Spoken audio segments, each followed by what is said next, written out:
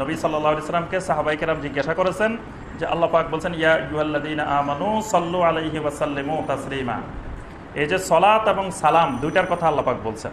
তো সাহাবায়ে কেরাম এসে নবী সাল্লাল্লাহু আলাইহি সাল্লামকে জিজ্ঞাসা করেছেন ইয়া রাসূলুল্লাহ সাল্লাল্লাহু আলাইহি ওয়াসাল্লাম, আমরা তো তাশাহুদের মধ্যে সালাম পড়ে থাকি, আসসালামু আলাইকা আইয়ুহান নাবিয়্যু ওয়া রাহমাতুল্লাহি ওয়া বারাকাতুহু। তাশাহুদের মধ্যে তো সালাম আমরা শিখে ফেলেছি, তাহলে সালাম কি বসে দিতে হয় না দাঁড়ায় দিতে হয়? তা আমাদের দেশে ইয়া নবী সালাম আলাইকা বলে দাঁড়াইতে হয় কেন? তাহলে তো আত্তাহিয়াতু পড়ার সময় দাঁড়ায় দাঁড়ায় পড়ার কথা।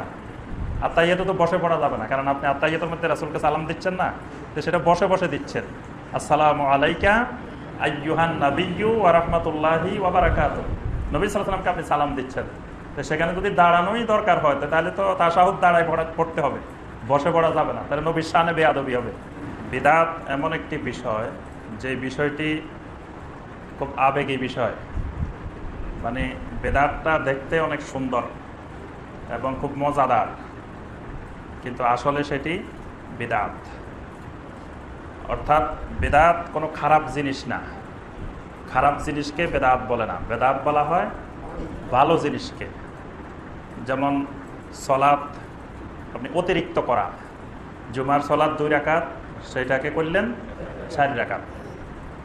তো এখানে তো নামাজ 2 রাকাত বেশি পড়ছেন, খারাপ কাজ কিন্তু করেন নাই, কিন্তু এই 2 রাকাত নামাজ বেশি পড়ে কি সওয়াব হলো না গুনাহ হলো? গুনাহ হলো। এই জন্য মানে ইবাদতের ক্ষেত্রে অতিরঞ্জন করা, এই অতিরঞ্জনটা 2টা কারণে হয়। একটা হলো আবেগের কারণে, আরেকটা হলো অতিভক্তির কারণে। অতিভক্তির কারণেও মানুষের মধ্যে শিরক এবং বেদাতের সৃষ্টি হয়, আবার আবেগের কারণে, অতি আবেগের কারণে। আমরা এই বাংলাদেশ হলো শিরক এবং বেদাতের দেশ। পৃথিবীর মধ্যে বৃহৎ মুসলিম জনগোষ্ঠী আমরা এই দেশে বসবাস করি, কিন্তু আবার বিশ্বের মধ্যে সবচেয়ে শিরক আর বেদাতও বেশি করি আমরা এই দেশের মুসলিম জনগোষ্ঠী। এর অনেকগুলো ঐতিহাসিক কারণ আছে। এই জন্য আমাদের রক্ত, মাংস, হাড্ডি সব কিছুর মধ্যে বেদাত ঢুকে আছে। এই জন্য আমাদের দেশে এক ধরনের ওলামায়ে কেরাম আছেন যারা কোনো বেদাতকে বেদাতে মনে করেন না, বেদাতের কথা শুনলেই গালিগালাজ করে দৌড়ানো শুরু করেন। বেদাত আবার কি? তুমিও তো বেদাত, তুমিও তো রাসূলের যুগে ছিল না, এখন আসছো। তুমি যে মাইকে কথা বলতেছো ওই মাইকও তো বেদাত। মানে তাদের দৃষ্টিতে বেদাত কোনো অসুবিধা নেই, যা আবিষ্কার করা যাবে, যা তৈরি করা যাবে, কোনো অসুবিধা নেই। এক ধরনের দৃষ্টিভঙ্গি হলো এরকম। আরেক ধরনের দৃষ্টিভঙ্গি হলো বেদাত খারাপ, ঠিক আছে, কিন্তু বেদাত 2 রকমের, একটা বেদাতে হাসানা আর একটা বেদাতে সাইয়্যা। তো যেটা ভালো বেদাত সেটা করতে অসুবিধা কি? এই ভালো বেদাতের দরজা খুলে দেওয়ার পরে যত রকমের বেদাত আছে সব এই ভালো বেদাতের রাস্তা দিয়ে ঢুকে যায়, সব ঢুকলো। তো বেদাত তো সবে সুন্দর, আপনি খারাপ বেদাত তো দুনিয়াতে একটাও পাবেন না। খারাপ বেদাত যেমন ধরেন ইফটিজিং, ইফটিজিং কি রাসূলের যুগে ছিল? এখন আছে। তাহলে কি এটা বেদাত? হ্যাঁ, এটাকে আমরা কেউ বেদাত বলি? এটাকে বেদাত বলি না, তো এটা খারাপ জিনিস, এটা তো আলাদা বিষয়। ওইটা তো ইসলামের মধ্যে আসবে না। বেদাত তো সবে হাসানা, বেদাতে সাইয়্যা যে জিনিস সেটা তো বেদাতের ভিতরেই আসে না, আসে তো সব হাসানার আকারে, সুন্দর দেখা যায়।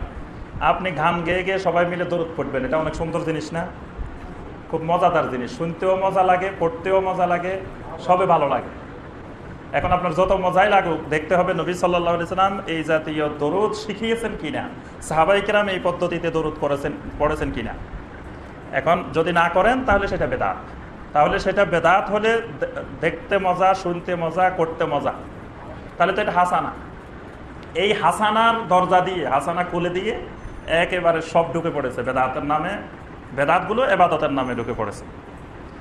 এজন্য আমরা ইতিপূর্বে অনেকবার বলেছি যে আমরা যে দরুদ পড়ি, আল্লাহুম্মা সাল্লি আলা মুহাম্মদ ওয়া আলা আলি মুহাম্মদ, এই দরুদ তো একেবারে নির্ভেজাল 100% খাঁটি দরুদ।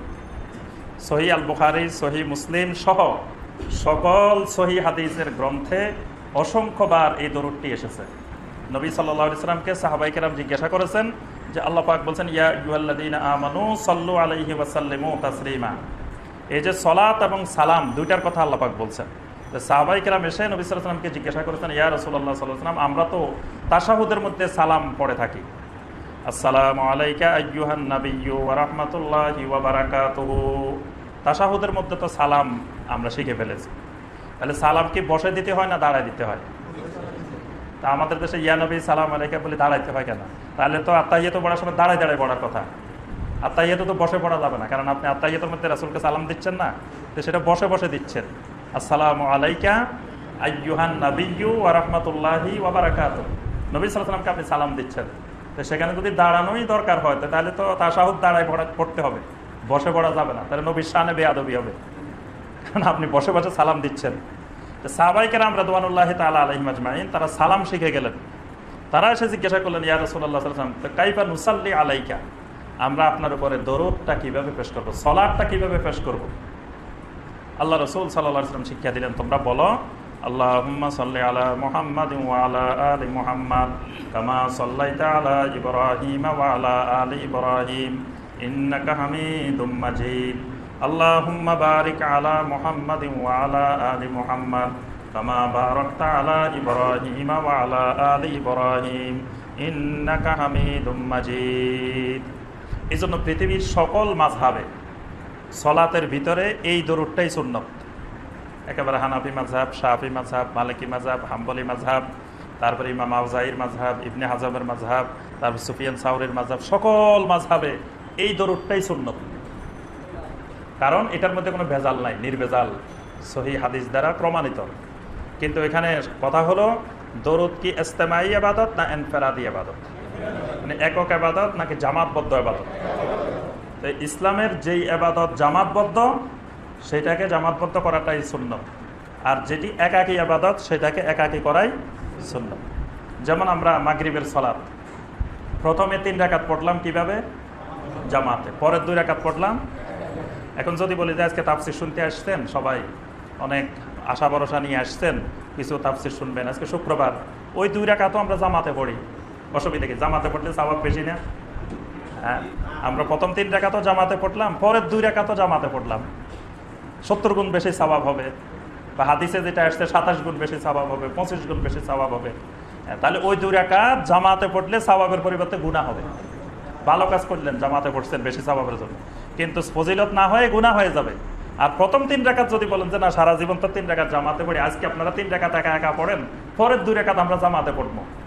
প্রথম 3 রাকাত যদি একা একা পড়েন তাহলে কি সওয়াব বেশি হবে না কম হবে? গুনাহ হবে। অর্থাৎ ইসলামের যেই ইবাদত জামাতি ইবাদত সেটাকে জামাতবদ্ধ করতে হবে, যেটা ইনফিরাদি একাকী ইবাদত সেটাকে একাকী করতে হবে। দরুদ হলো ইনফিরাদি ইবাদত, এটা সম্মিলিত ইবাদত না, জামাতবদ্ধ ইবাদত না। সাহাবায়ে কেরাম রাদিয়াল্লাহু তাআলা আলাইহিম আজমাইন কোনদিন 5 জন 10 জন একত্রিত হয়ে একসাথে দরুদ পড়ছেন এরকম নজির কোন জাল হাদিসেও আসে। তাহলে আমরা যখন আল্লাহুম্মা সাল্লি আলা মুহাম্মাদ ওয়া আলা আলি মুহাম্মাদ পড়ি তখন আপনারাও দেখি পড়া শুরু করেন। তো এটা তো সুন্নতের আলোকে, সুন্নতের মোড়কে বেদাত, মানে উপরের মোড়ক হইল উপরে দি সুন্নত, কিন্তু আসলে কাজটা হয়ে যাচ্ছে বেদাত। এটা আমরা অনেকবার বলছি, বলার পরে 2-1 বার বন্ধ থাকে, এরপর আবার চালু হয়ে যায়। দেখেন বেদাত কত শক্তিশালী, একবার বলার পরে 2-3 বার মনে থাকে, এরপরে শয়তান কিন্তু আবার ভুলাই দেয়, ভুলাই আবার। এখন দেখা যায় ঠিক আগের মতো আমরা যখন দরুদ পড়ি সবাই জোরে জোরে পড়তে থাকে, খুব মজা লাগে যে হুজুরও পড়তেছে, আমরাও পড়তেছি, আরও সহি দরুদ পড়তেছি, কিন্তু সহি দরুদে আপনি বেদাত করতেছেন। এজন্য খেয়াল রাখতে হবে যে আমি যখন পড়বো আল্লাহুম্মা সাল্লি আলা মুহাম্মাদ, তখন আপনারা চুপে চুপে পড়বেন, মনে মনে পড়বেন, এটা আওয়াজ করে সম্মিলিতভাবে পড়া যাবে না, এই বিষয়টা খেয়াল রাখতে হবে।